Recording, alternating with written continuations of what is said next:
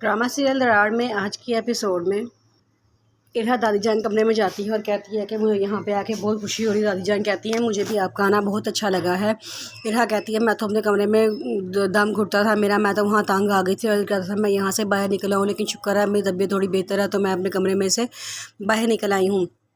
दादी अम्मा कहती हैं बहुत अच्छी बात है, तुम्हारी तबीयत ठीक हुई है, मैं तुम्हारे लिए बहुत खुश हूँ। बाहर से बेल होती है तो सज्जल जाती है, देखती है तो एक पोस्टमैन आता है, वो खाकी कवर में कुछ दे के जाता है। सज्जल कहती है लाओ ये मुझे दे दो, वो लेके अपने कमरे में जाने लगती है। वहीं से इरहा देख लेती है। इरहा कहती है कि दराओ तुम कहाँ जा रही हो?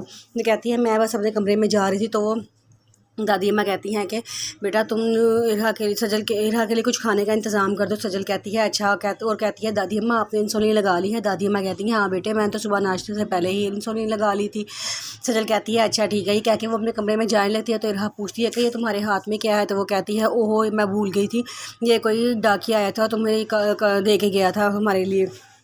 इरहा कहती है लाओ दिखाओ हम देखें इसमें क्या है। वो कहती है ज़रूर ये शहीद ने कोई तोहफ़ा भिजवाया होगा, उनको सरप्राइज़ देने की बहुत आदत है। तो वो खोल के देखती है तो उसके अंदर प्रॉपर्टी के कागजात होते हैं। दादी अम्मा पूछती हैं क्या है इसके अंदर? तो वो कहती है कि मैंने एक शहीद से अपनी विश जाहिर की थी कि मैं एक बेसहारा लड़कों बच्चों के लिए शेल्टर होम खोलना चाहती हूँ। ये देखिए उन्होंने एक प्रॉपर्टी मेरे नाम कर दिया, ज़मीन का एक हिस्सा मेरे नाम कर दिया ताकि मैं उसके ऊपर एक शेल्टर होम बनाऊँ। दादी माँ कहती हैं तो बहुत अच्छी बात है, तुम्हें बहुत बहुत मुबारक हो। इरहा कहती है मुझे उम्मीद नहीं थी कि इतनी जल्दी मेरी विश पूरी कर देंगे। दादी अम्मा कहती हैं क्यों नहीं करेंगे, तुम उसकी बीवी हो, तुम उसके बच्चे की होने वाली माँ हो, तो कैसे हो सकता है कि तो वो तुम्हारी विश पूरी ना करे? उसने तुम्हारी विश पूरी करनी ही थी।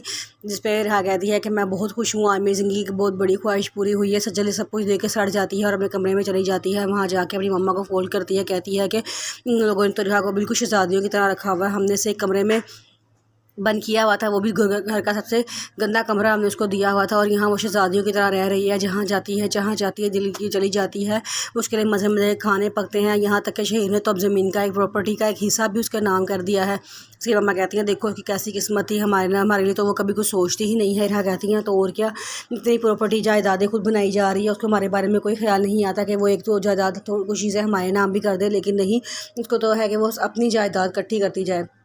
उसकी मम्मा कहती हैं तो और क्या, कम से कम तुम्हारा ही कोई ख्याल कर दे, तुम्हारे ही कोई ऊंचे ख़ानदान से रिश्ता दे के तुम्हारी वहाँ शादी करा दे। रहा क्या सजल कहती है आपको मेरी शादी की कहाँ से याद आ गई है? अच्छा चलें ठीक है मैं फ़ोन बंद करती हूँ, मैं फिर बात करूँगी। क्या कि वो फ़ोन बंद कर देती है और फिर वो दोबारा कमरे में जाती है तो वहाँ देखती है कि इरहा और दादी बातें कर रही होती हैं। इरहा बहुत खुश नज़र आ रही होती है, कहती है कि मैं बहुत खुश हूँ, मेरे लिए इससे बड़ा खुशी का दिन और कोई हो ही नहीं सकता जब मेरी दुनिया की सबसे बड़ी ख्वाहिश पूरी हुई है। ये बच्चा मेरे लिए बड़ा खुशकिस्मत साबित हुआ है, इसने मुझे इतनी खुशियाँ दी हैं कि मैं आपको बता नहीं सकती। दादी माँ कहती हैं चलो बस आप अल्लाह का बहुत शुक्र अदा करो कि अल्लाह ताला ने आपको इतना अच्छा हस्बैंड और इतना अच्छा ससुराल दिया है। सजल ये सारी बातें सुन रही होती है और दिल ही दिल में कुड़ रही होती है।